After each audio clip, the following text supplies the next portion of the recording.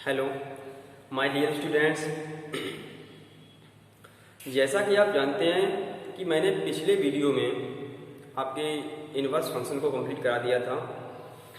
आज मैं क्लास 12 का ऑब्व्यू चैप्टर या मैट्रिक्स स्टार्ट करने जा रहा हूं। तो आइए सीखते हैं इसमें मैट्रिक्स ऑब्व्यू।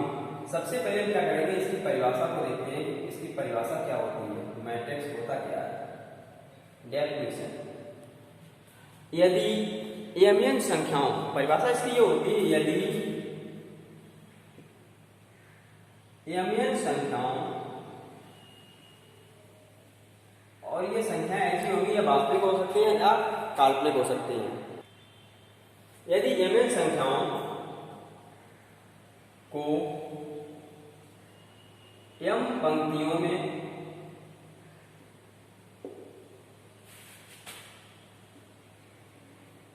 तथा n स्तंभों में इस प्रकार व्यवस्थित किया जाए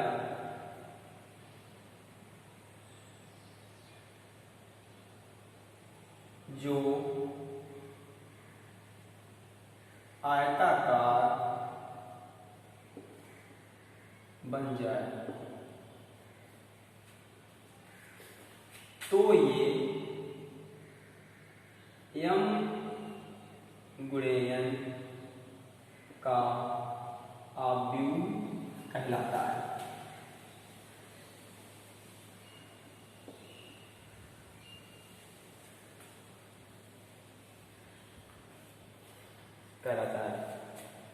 m गुणे n का ऑब्व्यू, इसे वैसे अगर पढ़ना चाहें तो m बाई n मैट्रिक्स।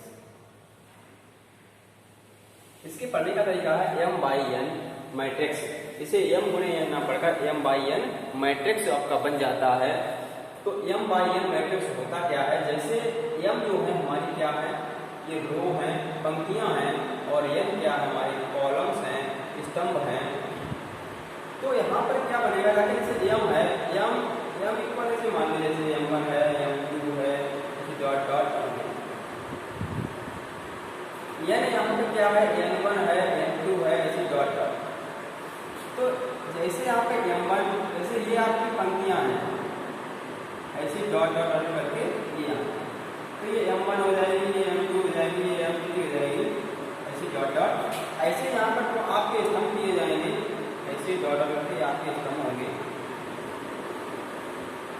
तो स्तंभ में आपका ये m1 हो जाएगा, ये m2 हो जाएगा, ये m3 हो जाएगा, ऐसे डॉट डॉट करके ये। तो ये जो आपका बनता है, ये आपका ऑब्व्यू होता है।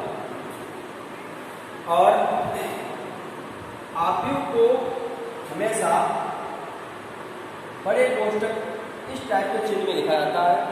ऑब्व्यू को हमेशा इस टाइप के चिन्ह में लिखेंगे, ठीक है। उसके बाद आपकी जो ऑब्व्यू की परिभाषा आपको मालूम हो गई है, ऑब्व्यू होता क्या है, आप इसका नाम क्या होता है, m बाई n कहते हैं, m बाई n मैट्रिक्स। इसके बाद में हम देखते हैं ऑब्व्यू की कोड।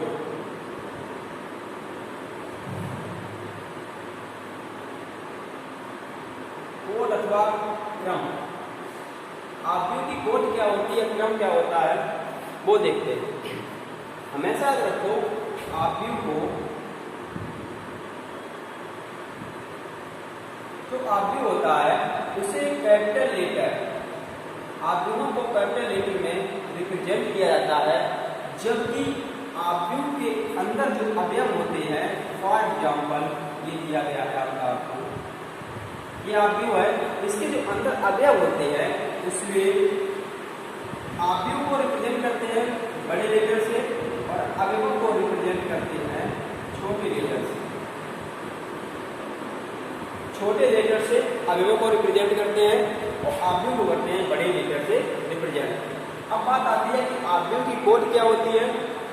तो ऑब्व्यू की कोड सबसे पहले हम क्या करते हैं, ये m बाई n लिखा हुआ है, तो इसमें m को हमने यहाँ पे इंडिकेट किया था, यहाँ पे ये जो मतलब बनाया हमारे यहाँ पे ये अगर लिखा हुआ है तो इसमें कितनी यम है, 1 2 3। तो यहाँ पर हमारा ये सबसे पहले यम लिखा जाता है, क्रॉस यम पूरे स्तंभ यहाँ पे कितने हैं, 2 है। तो ये हमारी कोट कितनी हो गई, 3/2 कोट का ये हमारा आव्यूह हो गया। इसे हम यहाँ पर हम ये 2/3 नहीं लिख सकते क्योंकि आप लोगों को मालूम होगा ये आपका रिप्रेजेंट करता है पंक्ति को और ये आपका रिप्रेजेंट करता है स्तंभ को। तो इसके बाद हमारे यहाँ पर आव्यूहों का निरूपण आता है। आव्यूह बनता किस तरीके से वो देखते हैं, आव्यूह का निरूपण।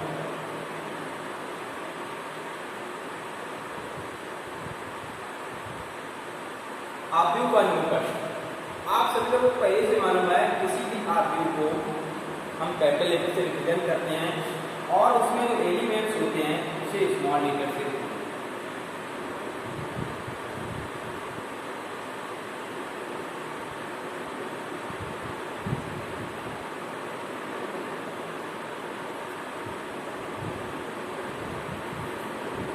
ये हमारा आव्यूह है और आप सभी लोग जानते हैं ये 3/3 का आव्यूह है। तो इसमें हम क्या करते हैं, आव्यूहों का निरूपण क्या होता है, आव्यूहों का निरूपण द्वि अनुलग्न होता है। आव्यूहों का निरूपण द्वि अनुलग्न होता है। आव्यूहों का निरूपण वो कैसे हम सीखेंगे, द्वि अनुलग्न मतलब क्या होता है। अब यहाँ पर 1 3 2 ले लें तो इसमें 3 होगा वो रिप्रेजेंट करता रो को और ये कॉलम को रिप्रेजेंट करता है। तो इसका मतलब ये एलिमेंट्स अनुलग्न है। इसका मतलब ये है कि ये एलिमेंट्स आपकी तीसरी पंक्ति के दूसरे स्तंभ में होगा, तीसरी पंक्ति के दूसरे स्तंभ में होगा। ये समझ में आ रहा, तीसरी पंक्ति के दूसरे स्तंभ में। हम यहाँ पर अगर ये 1 2 कर दें तो यहाँ पर ये आपका अवयव होगा, पहले पंक्ति के दूसरे स्तंभ में ये हमारा अवयव होगा। तो ये हमारा पहले पंक्ति के दूसरे स्तंभ में ये हमारा स्तंभ सी, यहाँ पे कॉलम फर्स्ट है, ये कॉलम सेकेंड है, ये कॉलम थर्ड है। उसके बाद हम यहाँ पर देखते हैं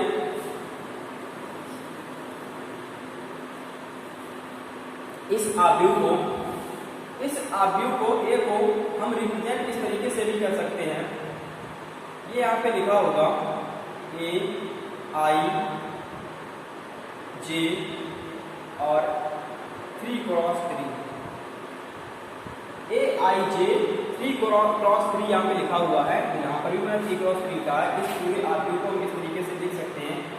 ये रिप्रेजेंट करता है कि ये जो कोट इसकी है 3/3 कोट है। अगर यहाँ पर I जो होता है वो आपका I जो होता है वो इक्वल होता है पंक्ति के और J रिप्रेजेंट करता है स्तंभ। I पंक्ति होती है, यहाँ पर J स्तंभ होता है। ठीक है, तो अब हम क्या करते हैं, यहाँ तक आप लोगों को समझ में आ रहा होगा सभी के कि कोड किस तरीके से यहाँ पे दिखाते हैं। सबसे पहला कोड में पंक्ति का वाला नंबर आता है, उसके बाद में स्तंभ वाला नंबर आता है और इसके बाद उसकी परिभाषा क्या होती है कि अनेक संख्याओं को एक पंक्तियों में तथा n स्तंभों में इस प्रकार प्रस्तुत किया जाए जो आयताकार बन जाए तो m क्रॉस n का आव्यूह कहलाता है। तो इस प्रकार व्यवस्थित जो सभी संख्याएं m क्रॉस n के आव्यूह के रूप में होती हैं। ठीक है, इसके बाद में हम आव्यूह को हमने पढ़ लिया है, आव्यूह की परिभाषा भी जान ली है। अब हम क्या करते हैं, टाइप्स ऑफ मैट्रिक्स यानी आव्यूह के प्रकार। आव्यूह के प्रकार के बारे में चलते हैं, हम देखते हैं सबसे पहले आव्यूह के प्रकार होते क्या है। आव्यूह के प्रकार, अब हम आव्यूह के प्रकार पर डिस्कस करते हैं। तो सबसे पहला आपका आव्यूह का प्रकार आता है क्षैतिज आव्यूह।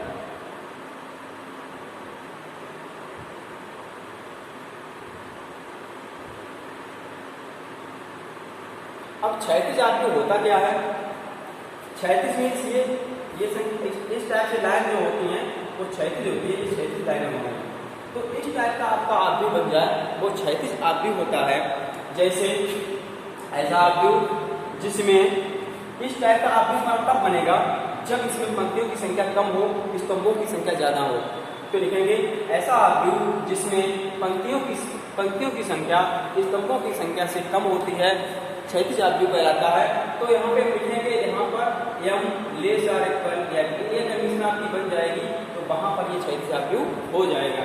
अगर हम यहाँ पे लिखना चाहें क्षैतिज आव्यूह तो अगर एग्जाम्पल में लिखना चाहें तो ये आपका होगा 2 3 5 6 7 8, ये आपका क्षैतिज आव्यूह हुआ। यहाँ पर ये इसका कोट जो हो जाएगी 2 में 3 होती है, यहाँ पर m का मान जो है n से छोटा हो जाता है।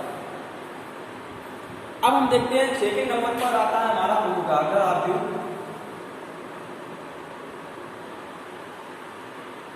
ऊर्ध्वाधर आव्यूह क्या होता है? ऐसा आव्यूह जिसमें पंक्तियों की संख्या स्तंभों की संख्या से अधिक होती है, ऊर्ध्वाधर आव्यूह कहलाता है। इस टाइप से जो बनेगा आव्यूह हमारा वो ऊर्ध्वाधर आव्यूह होगा। इस टाइप से आव्यूह कब बनेगा? जब यहाँ पर पंक्तियों की संख्या ज्यादा हो जाती है, जैसे आपने 2 3 5 8 7 6, तो ये आपका बन जाएगा 3/2 का आव्यूह जो होगा वो आपका क्षैतिज आव्यूह कहलाता है। यहाँ पर जो m होता है, m का मान m ग्रेटर देन होता है n से, तो यहाँ पर ये क्षैतिज ऊर्ध्वाधर आव्यूह बन जाता है। अब इसके बाद में हमारा नेक्स्ट आता है हमारा वर्ग आव्यूह।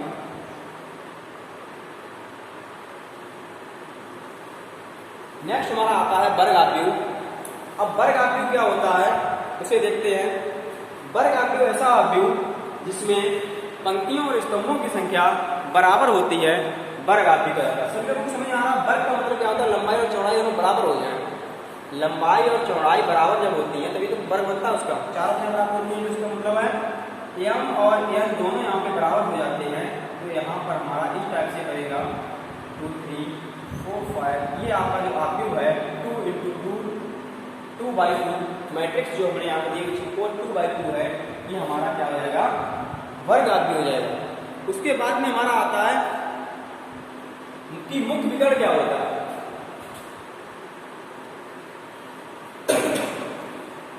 मुख्य विकर्ण देखिएगा, जो मुख्य विकर्ण होता है वो क्या होता है? मुख्य विकर्ण, तो मुख्य विकर्ण देखो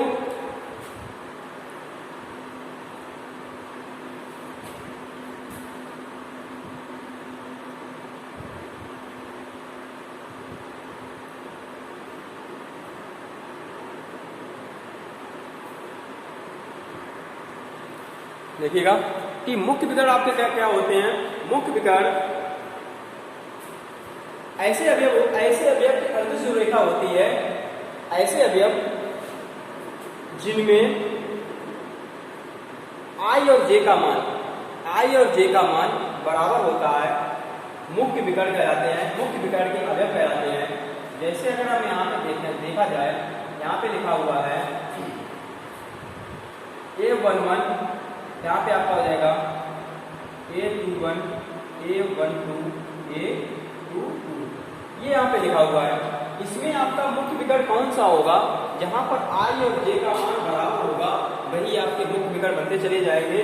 तो I J का मान यहाँ पर देखो बराबर है, I J का मान यहाँ पे बराबर है, तो ये आपका मुख्य विकर्ण हो जाएगा। ये आपका मुख्य विकर्ण हो जाएगा। जहाँ पर I और इक्वल J हो जाएगा वहाँ पर आपके मुख्य विकर्ण बन जाएगा। ठीक है। उसके बाद हमारा आता है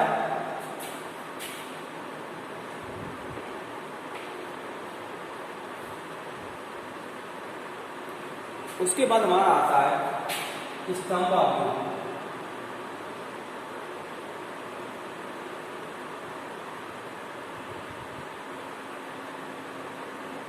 स्तंभ आव्यूह क्या होता है? ऐसा आव्यूह जो स्तंभ के टाइप का बन जाए, इस तरीके से ऐसा आव्यूह जिसमें पंक्तियों की संख्या स्तंभों की संख्या से अधिक हो जाती है, स्तंभ आव्यूह कहलाता है। जैसे 2 3 5 4 6 7, ये आपका स्तंभ आव्यूह होगा, क्योंकि यहाँ पे m जो है ग्रेटर देन है n के, ये आपका स्तंभ आव्यूह हो जाएगा। नेक्स्ट आपका आता है पंक्ति आव्यूह।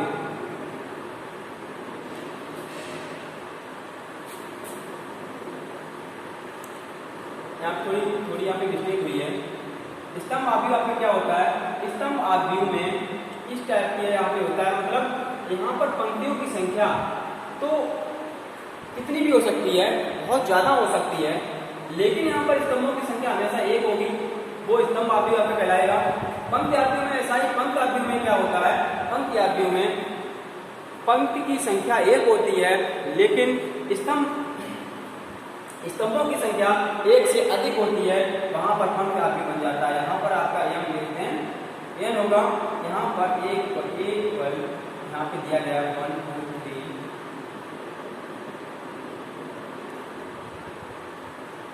1 2 3। यहाँ पर अगर देखा जाए तो ये आपका 1/3 मैट्रिक्स है। यहाँ पर पंक्तियों की संख्या आपकी 1 है और स्तंभों की संख्या आपकी 3 है, तो इस टाइप का आव्यूह आपका पंक्ति आव्यूह कहलाता है। आगे आपका एक नेक्स्ट आता है शून्य आव्यूह। आप सभी लोग जानते हैं शून्य तो शून्य होता है।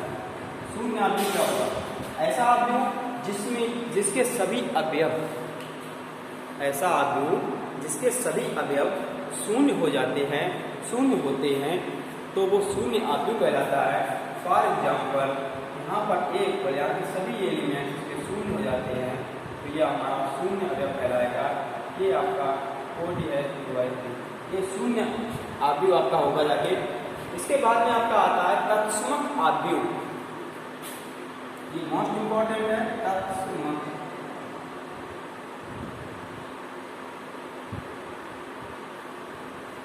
तत्समक आव्यूह क्या होता है, ऐसा आव्यूह जिसका प्रत्येक अवयव, प्रत्येक मुख्य विकर्ण का प्रत्येक अवयव, ऐसा तत्समक आव्यूह क्या होता है, ऐसा आव्यूह जिसके मुख्य विकर्ण का प्रत्येक अवयव एक होता है, तत्समक आव्यूह कहलाता है। जैसे मुख्य विकर्ण का प्रत्येक अवयव एक होगा, तत्समक आव्यूह कहलाता है। ये 2/2 का तत्समक आव्यूह है। ऐसे यहाँ पर 3/3 का अगर निकालना चाहें तो 1 0 0 1 0 0 0। इसमें मुख्य विकर्ण का एलिमेंट्स क्या होगा, 1 के बराबर हो जाता है, तो ये आपका तत्समक आव्यूह कहलाता है। इसके बाद में आपका आएगा, इसी को बोलते हैं इकाई तत्समक आव्यूह या इकाई आव्यूह। इसके बाद में आपका आता है विकर्ण आव्यूह। विकर्ण आव्यूह आप लोग पहले जान चुके हैं, मुख्य विकर्ण या विकर्ण आव्यूह, वो आज इनकी बात होती है, मुख्य विकर्ण या विकर्ण आव्यूह। मुख्य विकर्ण क्या होता है, मुख्य विकर्ण तो मतलब आपका जहाँ वो मुख्य विकर्ण वो होता है जहाँ पर I और J बराबर हो जाता है। लेकिन जो विकर्ण आव्यूह क्या होता है, विकर्ण आव्यूह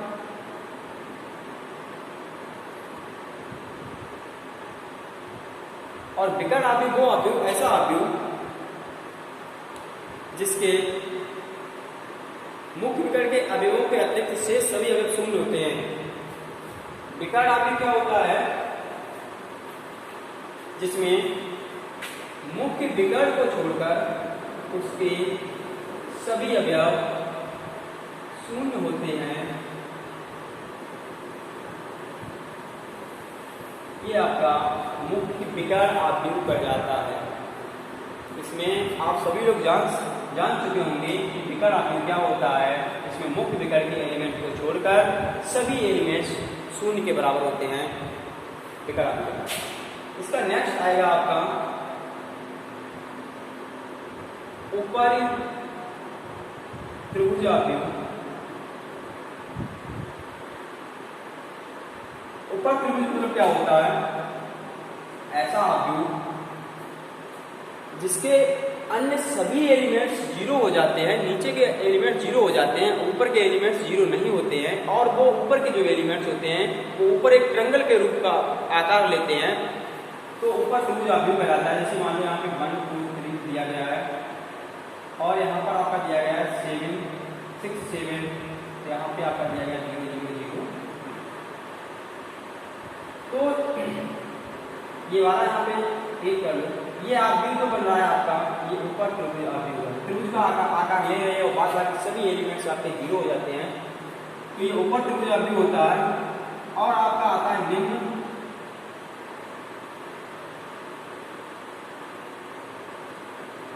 त्रिभुज आव्यूह कैसा होता है, जिसमें नीचे के एलिमेंट्स जीरो नहीं होते, ऊपर के एलिमेंट जीरो हो जाते हैं।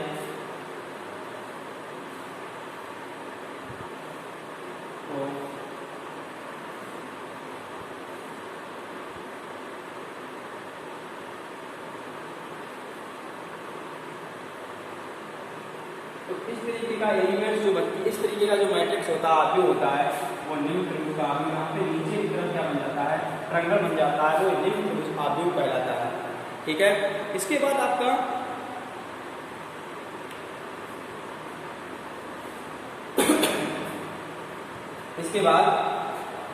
आपका नेक्स्ट आता है अदिश आव्यूह। अदिश आव्यूह, तो अदिश आव्यूह क्या होता है, लास्ट है